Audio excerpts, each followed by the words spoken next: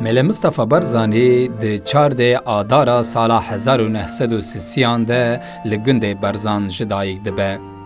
د سالا 1905 ده به دایک آخره جعالی عثمانیان و ته زندان کرن. د سالا 1914 ده برایوی ته کشتن. برزانی د سالا 1931 ده به چالکین خواه ین لهمبری دجمن درکت پیش. به برای خواه یه مزن شیخ احمد برزانی رجی جبو مافین کردان لدجی رژیم پادشاه عراق تکوشین دمشینه.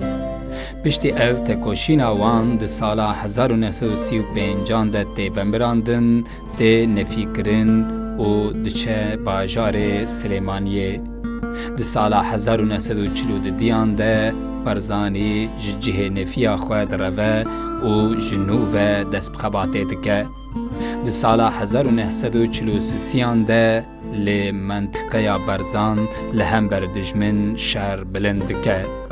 پشتی سالا 1945 دچه محباته و بشتاری دامزراندنا کومارا کردی یا محباته دبه و وک سرفرماندار گشتی ده دست نیشان کرن.